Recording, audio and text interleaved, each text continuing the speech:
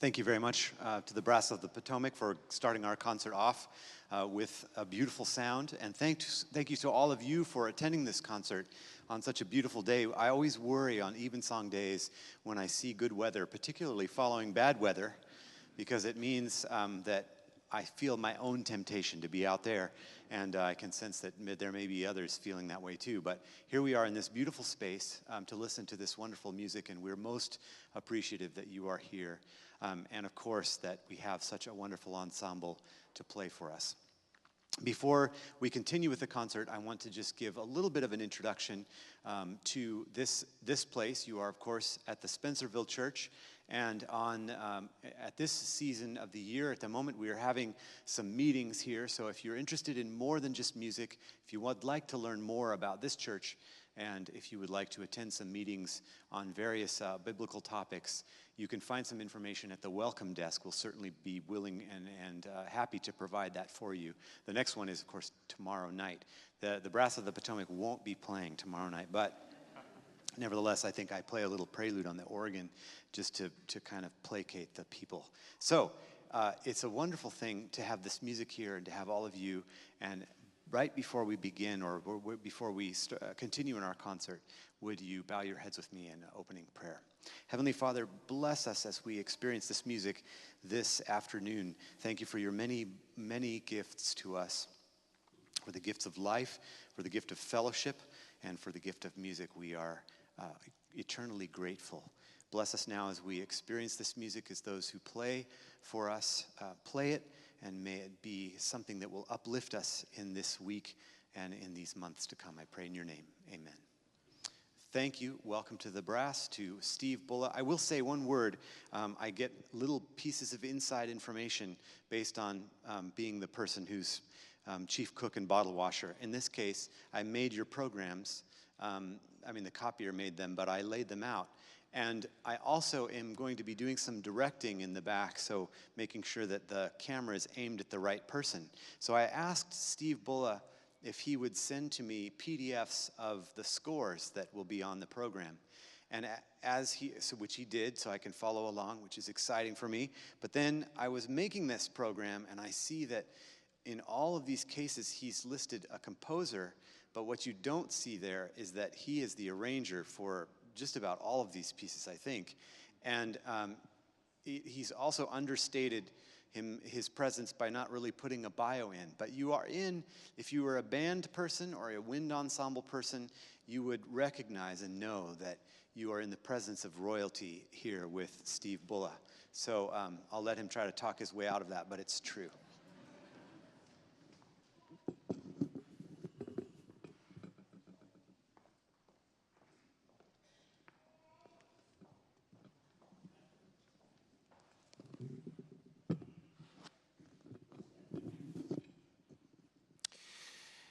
Yeah, that's a great introduction, wasn't it?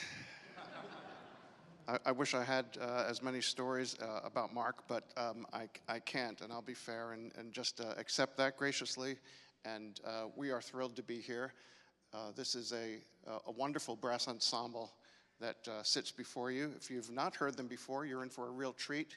The programs that we put together are varied. They have all kinds of music in it. In the case of our concert today, it's music that is based largely on hymns and spiritual songs and all kinds of different things. Music that you may not have heard before, some hopefully that you have and will enjoy once you hear it played by a British-style brass band. The entire band is a volunteer group. They come in, they rehearse. We prepare for concerts just like this, often with a whole new set of music, and there's a lot of technical preparation, a lot of practicing back in the home music situation where they have it put up this music on their stand and they're kind of looking at it cross-eyed for a little while, and then they learn it, and it comes out sounding like what you're about to hear. So enough from me. You'll be hearing a few words in between things now and then, just so that you know this is a great treat for us playing in this beautiful sanctuary. And we had a rehearsal the other night. Love the sound in here, and I think you will too. As I said, most of the music that you're going to hear is based on hymns, spiritual songs, and so we begin now with a lively and joyful setting of the song, "The Great Physician Now Is Near." The arranger of this particular brass band setting is Dudley Bright, and he's no stranger to brass, as he is currently the principal trombone of the London Symphony Orchestra. Here's his arrangement of "The Great Physician."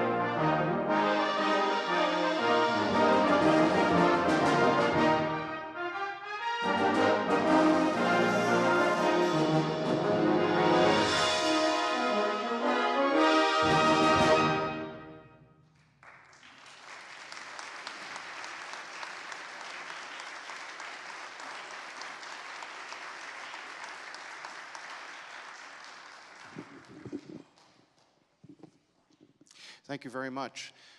One of the features, I think, at least from my point of view, of this band is that there are so many soloists, so many fine players in this group. We draw from the military service bands around the area. Not only that, there are many of the freelance players that work professionally around the area, and they are also attracted to the brass band, and as am I. It's just wonderful music, sounds so good, and these people that you see in front of you are committed to the repertoire. And so, to the soloists, we're going to be featuring quite a few of them today, and I'd like to introduce two of them and the pieces that they're going to play just now. And the first is the Trumpet Call. Let me tell you a little bit about the music. It's based on the gospel hymn, Stand Up for Jesus. You'll know that song, and you'll hear it melodically referred to throughout the piece. And our soloist is a member of the United States Army Ceremonial Band stationed at Fort Myer, Virginia, and his name is Kevin Maloney. Before you give him a welcome, let's also look at our next soloist who's going to be playing the Swan, that great classic piece from the Carnival of the Animals by Camille Saint-Saëns. And he'll be playing on the English baritone, and it's part of the warm-sounding middle section of the brass band. And it's also one of the rare instruments that you don't often see in this country. So you might consider it a cousin to the euphonium. It produces a beautiful sound. And to showcase our soloist today, we chose the Swan, which is originally scored for cello. And as I said, it comes from Saint-Saëns' The Carnival of the Animals. Our soloist on the baritone is also from the United States Air Force Ceremonial Brass. His name is Eric Lundquist. Would you welcome our two soloists?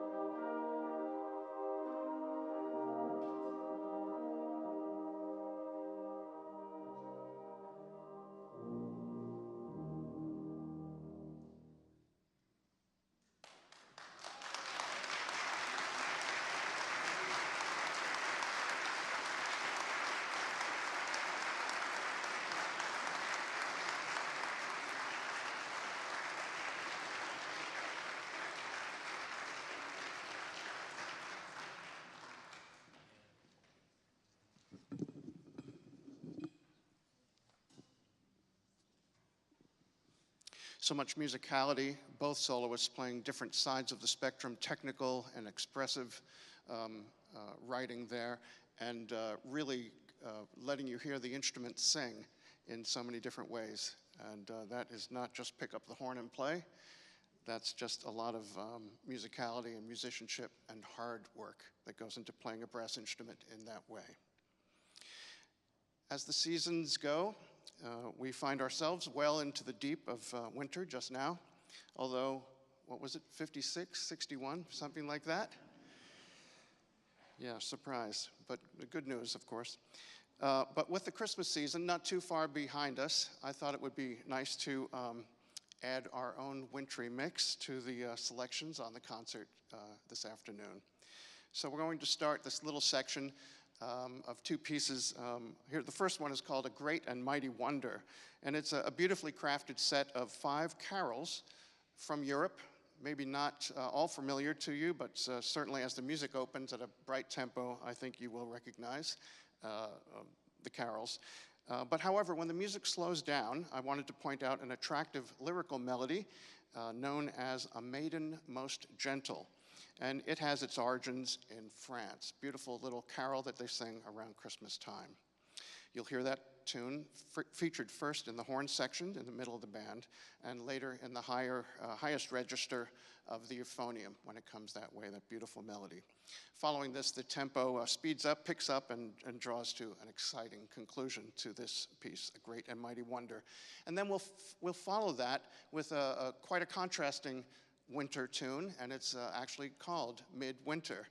In the Bleak Midwinter is the basis of the song composed by Gustav Holst, the great British composer of orchestral pieces like The Planets and many others.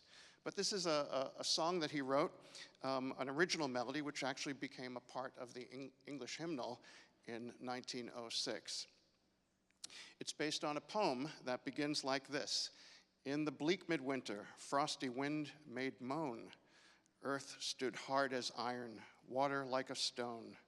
Snow had fallen, snow on snow, in the bleak midwinter long ago. Beautiful verses. It may even be in your hymnal, and we love to include that. Just a beautiful melody, and I think it's a good contrast. So we'll start with Great and Mighty Wonder, and then we'll go to the music of Gustav Holst with his Midwinter. Hope you enjoy these pieces.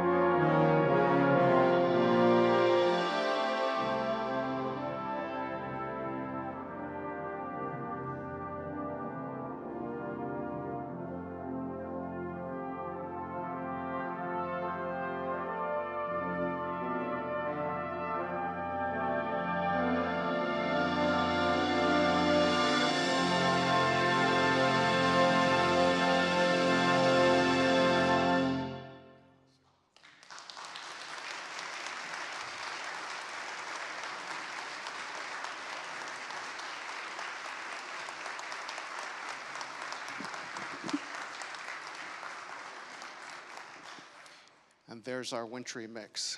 Happy it's not happening outside, but good enough in here. Beautiful melodies from all over the world, and hopefully you heard a few new ones in there that you could enjoy beyond today.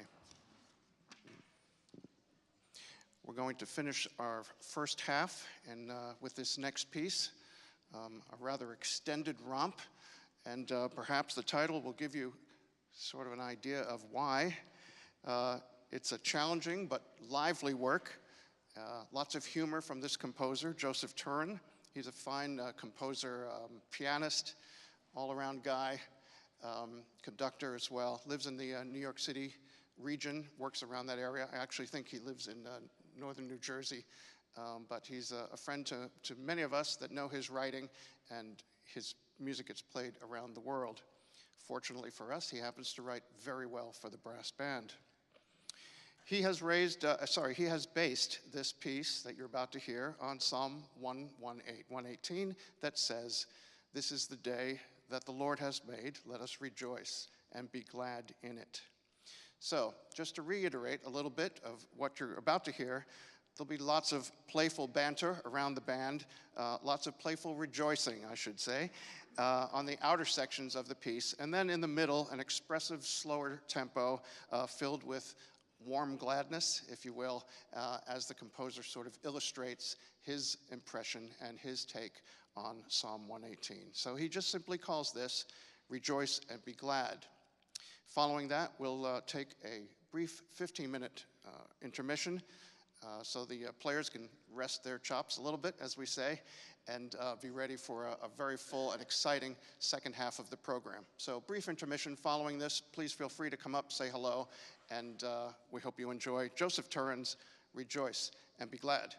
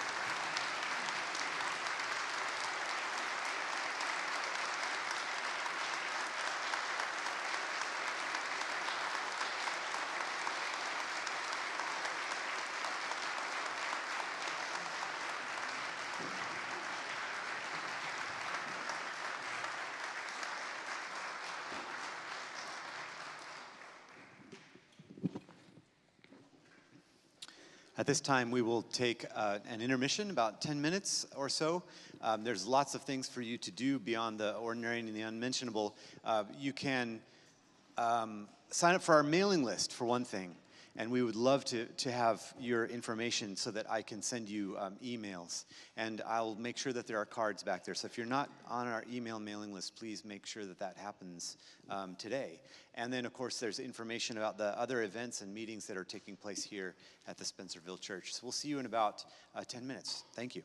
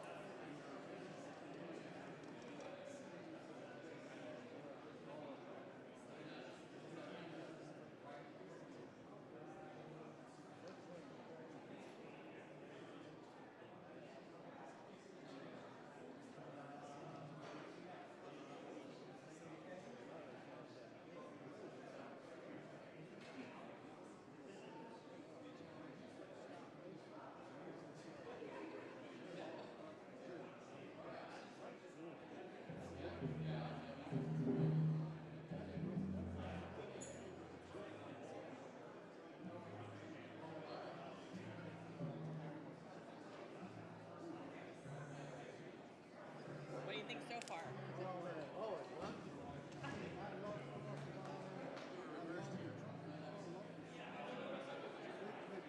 Wait till you hear this. Isn't that a beautiful melody? I love the melody. It's my favorite Christmas carol. And it just sounds so sad and melancholy, but the richness in that melody. Yeah.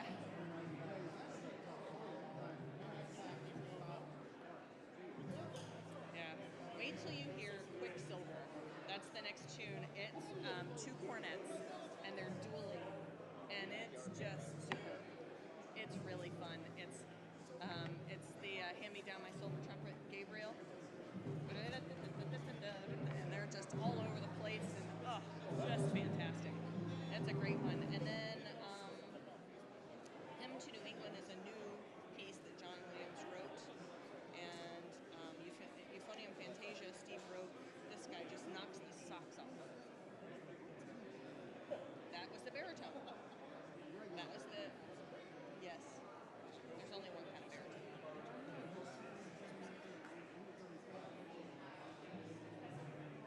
The baritone.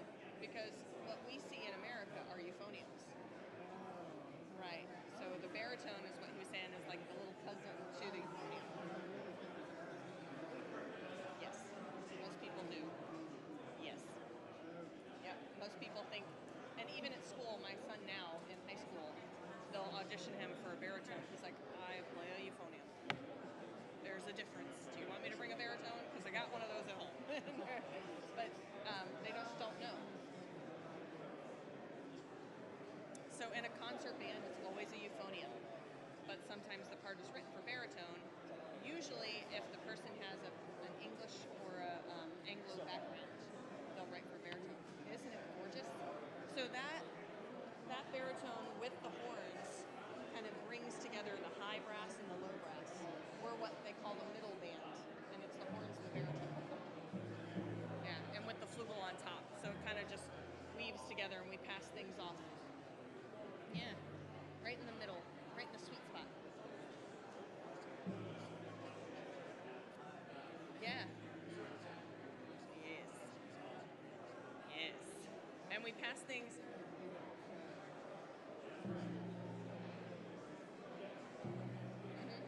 Well, and so a lot of the arrangements you hear are of concert band works. So we have all those clarinet and flute parts and saxophone parts that have all the scales, but we have 3 buttons to do it. We only got 3, and so this is much harder. Yep. So you tighten the embouchure as you go up, and you loosen the corners as you go down. Because you only have 1, 2, 3, and then you start over again. 3 buttons. So combinations, you have 1, 2, 3, 4, 5, 6, 7 combinations. So 1 octave, you can play each note with a different valve sequence, except the C and the C. Everything in between has a unique combination. But then after that middle C and you go up, a lot of things are just 1, 1 and 2. So you don't use the 3rd valve once you go above middle C, except for A flats. And then even the E flat is just 2nd. You don't use 2nd, 3rd of the octave. So it gets really difficult because then you have all those partials. So the same, like in the last piece, I was doing lip slurs between an F, a D, and a B flat. They're all 1st valve. So it's just like, so it's all here. And with your ear, of course, you gotta be able to hear it. I'm Randy Bulla. Yeah, nice to meet you. What's your name? Bob? Bob Ellis. Nice to meet you, Bob. And your name? Frank Bulla. Nice to meet you. Yeah, Bulla. Bulla.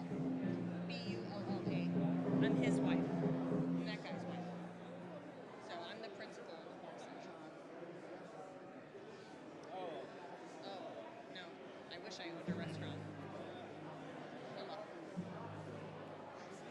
Well, I'm going to go say hi to my daughter-in-law, who's over there with 2 kids running around. It was nice talking with you again.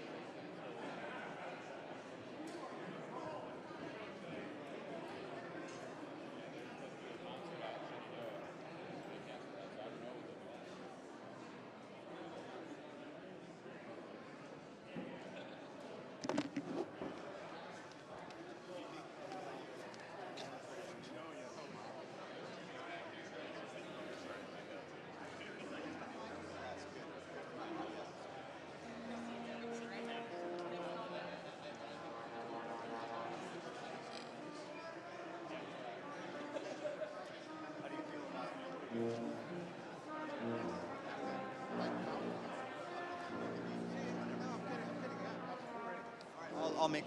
Good.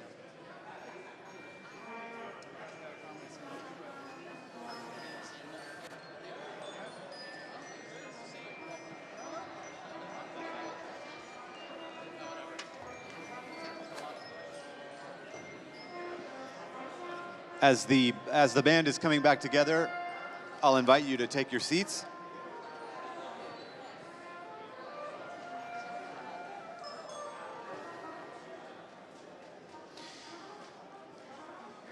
Okay. So just one or two announcements as we get into this second half here.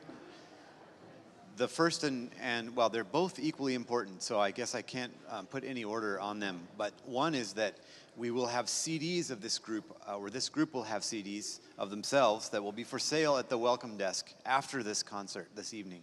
And they have all kinds of technology to allow you to use your cards. And so if you weren't planning on making a CD purchase today, you certainly can.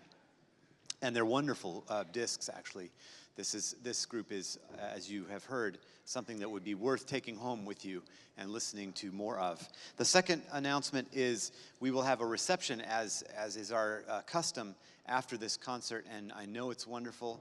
The people who put it together are always very diligent in creating a place where we can extend this concert experience and fellowship together. Maybe even some of the musicians will stop for a little bit of refreshment, and you can tell them how much you enjoyed the concert. Or if you have any critiques, you can do that too. I'm sure they'd be willing to receive those at that time. So thank you very much for being here, Mr. Bulla, and to all of you, a great thank you. I'm looking forward to the second half.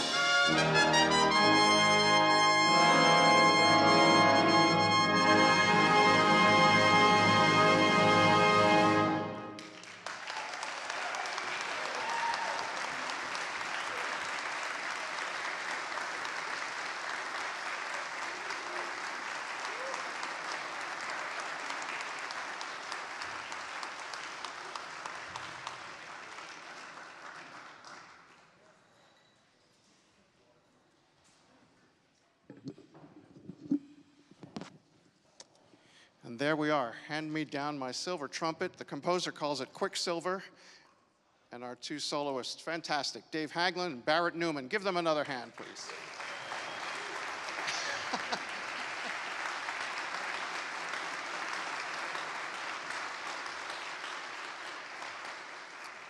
Wonderful. We have all kinds of little things here for you. And I hope, again, as I said at the beginning, that there's something new to you that just kind of makes you listen a little closer and really say, what was that instrument? It's such a beautiful sound, or maybe otherwise. But really, to see what the brass band has in it, in these instruments that you don't hear every day. For instance, cornets as opposed to trumpets. Trombones as opposed to trombones. Actually, the trombones are common to both genres, I guess, if you went orchestral or to the brass band. Same with tubas. We have a selection back there. It's supposed to be 2 E-flats and 2 B-flats, but they have their own mind, and I think there are a couple of C's in there, Tom, maybe, at least one. All right. But wonderful musicians in every corner of the band. Oh, and did I mention, speaking of wonderful musicians, Mike here on the end playing the E-flat soprano cornet. Have you noticed the sound coming out of that instrument? Oh, Mike shined it today, too. You see how nice it looks, too. If it looks good, I guess it sounds good. We move on now to one of those newer pieces that's old, but perhaps not, but will be new to you, the Hymn to New England. Most of you will be familiar with the music of film composer John Williams, but fewer will know this next work that he composed for orchestra in 1987. It's an attractive short work built from a fanfare, followed by a hymn, and it's a particularly warm example, I think, of the composer's warm-hearted film themes. You'll hear some of that in there, I think. It was originally written for orchestra, as I mentioned, for the opening of a new theater in Boston, the Mugar Omni Theater, which is located at Boston's Museum of Science. It's a beautiful piece. When I heard it originally, I thought that would make a great transcription for brass band, and I'll let you be the judge. Here's John Williams' Hymn to New England.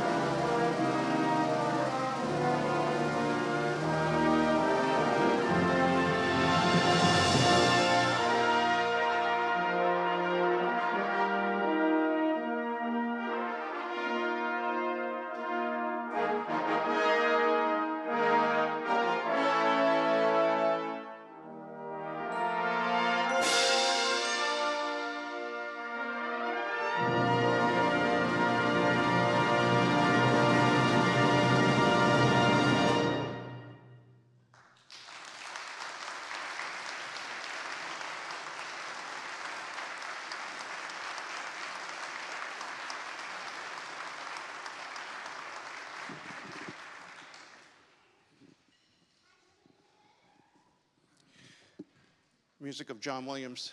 It's unmistakable, quite a stamp that his sound has, and one of the great composers of the century, I'm sure. We move now to, again, a combination of two soloists that will follow each other. The first euphonium, the second trombone. Let me tell you a little bit about the euphonium fantasia. It's a real showcase for this instrument, the euphonium. If you've not heard a euphonium played before, or even if you have, we have a real star here, and Brandon is going to give you a great idea of what the instrument sounds like. There's plenty of technical and lyrical challenges for the soloist, and it also involves the band accompaniment in an active, featured way. This music was originally composed in 1990 for Stephen Kellner, who at the time was a member of the President's Own United States Marine Band. The form of the music is unveiled. It opens, and it starts with maybe a haunting sort of a sound to it. There'll be a brief cadenza by the soloist, which then leads into a quick section of melodic material shared and echoed back and forth between the soloist and the band. And a slower middle section comes along, and here is really the heart of the work. It's based on the 17th century chorale of Henry Purcell, now known in hymnals anyway as the hymn Westminster Abbey. This section closes out with a solitary cadenza for the soloist to play, again letting you hear the euphonium play without any accompaniment at all. The finale of this piece, Euphonium Fantasia, returns to a quick tempo which is set by the soloist and then answered by the entire band. Following a return to the Purcell chorale, the music reaches its conclusion with a flourish for the soloist, supported by big chords in the band with a grand finale. We move on to the next piece, which will be the Lights Along the Shore trombone solo. You'll see it on your program. And the trombone as a solo instrument is really a very beautiful sound. In this case, it's a treatment, the arrangement of the well-known gospel song, Let the Lower Lights Be Burning. This composer has taken the melody and turned it into, I'd like to call it an impressionistic sound painting, because it's just so descriptive, and it follows the words of the song. And it's all very, he deals metaphorically with the idea of the lighthouse along the shore, providing light and a guide for the struggling sailors as they need a rescue from the angry billows as they roar. And these are words from the song itself. The music reaches a quiet resolution at the end, depicting the safe haven, again metaphorically referring to the place that we all need to be. And it showcases the lyrical trombone sound, especially of our soloist. So let's now welcome both of these fine musicians. First, Brandon Jones and his wife, Christine Perdue Jones, later on the trombone, both of them members of the United States Air Force Ceremonial Brass. Please welcome both soloists.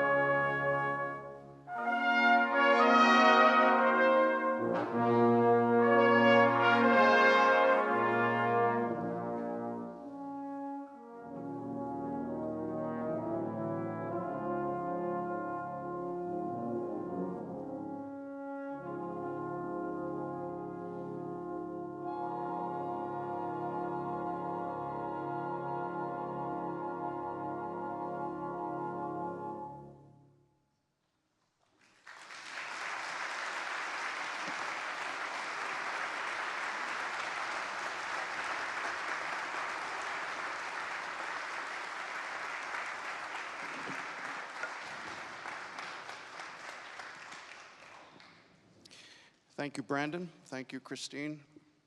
Both wonderful, wonderful, expressive musicians. Again, I have to draw attention to that just because perhaps you don't always hear that side of that kind of playing. Often from a violin, where you could see the hand moving with the vibrato and all that, and it's always, you know, so emotional. But you're hearing some very, very fine playing here from these wonderful musicians. The next piece is an important one to me. It's a piece of music that has so much depth to it. It's written by a composer, Eric Ball, who himself was clergy at one time, and he was a very spiritual man. He later became a very well-known composer, but certainly a conductor of bands in England, where he lived. And he wrote many important pieces for the repertoire that are still being played today, but arguably his masterpiece is the piece that you're about to hear. At the time that he wrote it, it was a test piece, as they have bands that compete over there, and the composers at the time, this is the 1950s, would write what they felt was very difficult music, and bands would all play it on the day, sorry, and one band would win, obviously, that did the best job with the piece. But I think in the case of Eric Ball's music, he went the other way and didn't write so much technical music as he was writing expressive music. And so here again, we return to that style. If you'll allow me to just give you a little background on the piece as the band prepares for what's coming. The word resurgam comes from the Latin word resurgo and translates to, I shall rise again. And Eric Ball chose the word as the title of what was to become this masterpiece as a basis for the work. And he chose text from the ancient apocryphal book of the Wisdom of Solomon. And here is that passage, which tells the story, actually, of the music in sort of a cinematic way. He relates to it, but here are the words that he based it on. The souls of the upright are in the hands of God, and no torment can reach them. In the eyes of foolish people, they seem to die, and their decease was thought an affliction, and their departure from us their ruin. But they are at peace. This piece begins quietly with what has been called the faith motif. It's very solemn, but it's hopeful music. And the first time we hear it, it ends with a tone of uncertainty, referring to the text of the line, no torment can reach them. Even the faithful have doubts, and I think that's what the composer is trying to say here. This thought is abruptly interrupted by a driving, conflict-ridden section filled with questioning and wailing of souls. We then have a cornet solo illustrating deep despair, reflecting those loved ones lost from disease and affliction. The mood of melancholy is transferred over to the euphonium, and a brief recitative evolves then into what you might call a soaring melody of hope. But again, it's interrupted by sinister forces, this time represented by the lower brass, and we hear a battle begin between the forces of life confronting evil and death in the music. Here the composer includes the well-known Dies Irae from the 13th century Mass for the Dead. You'll hear that in the low brass. If you know the Symphonie Fantastique of Berlioz, you'll recognize that tune immediately. And at this point, the music is interrupted 3 times by a repeated, isolated pounding from the band in unison, shot notes, just all isolated, followed by silence. This is illustrating fate knocking. Finally, the chime in the percussion section rings out, and the gong is struck, ominously ending this section of conflict. Finally, the faith motif returns, again with the soaring, beautiful euphonium melody, but this time it's filled with hope and the promise of eternal life in the resurrection. This is the music of Eric Ball, very spiritual music. I hope it reaches you, and he just simply calls it Resurgam, I will rise again.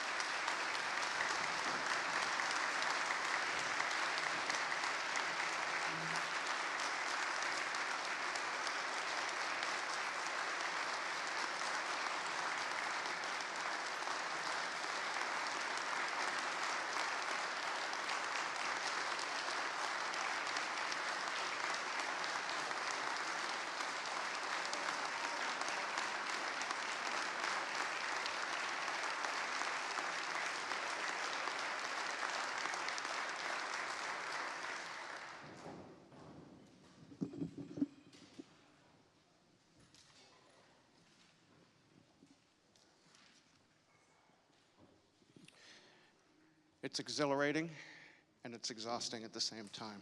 Just to be in the middle of that.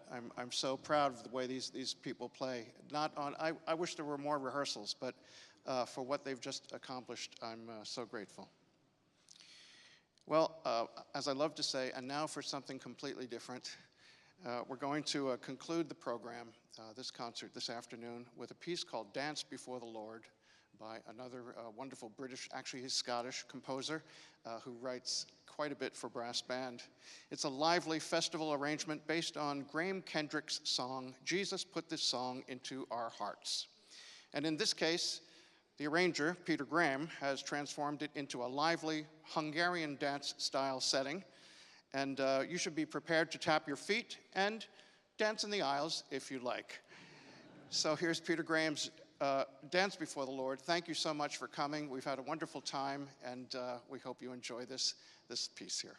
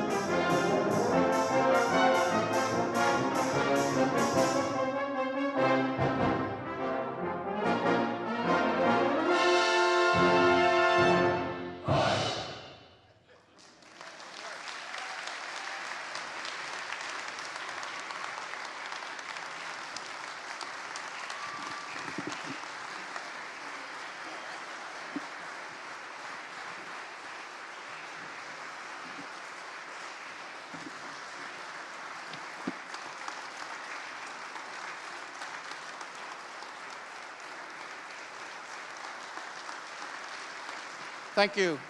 Thank you. Would you like one more? Just one more. Please have a seat. I'll ask the band to do the same.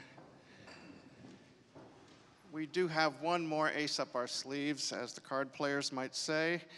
And in all seriousness, it's a salute to the armed forces. These are men and women who tirelessly defend our country from enemies, foreign and domestic. And we like to play this music where it includes all the service songs, but we invite you to stand and be recognized as you hear your own service song. If you have your own experience in the military, or you have family deployed overseas, or have had them serve at any time, we just like to generally recognize this great service that's provided. So if you hear that tune, you'll hear the Air Force, the Coast Guard, the Army, the Navy, and the Marines hymn, all weaving into this next piece. So again, I say thank you all for coming, and we hope to see you again. Here's the Armed Forces Salute.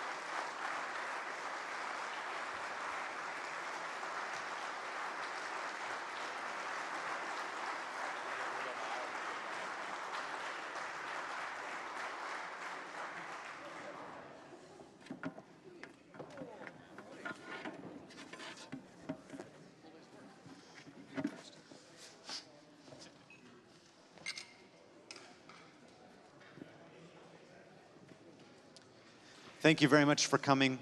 Please do join us for the reception.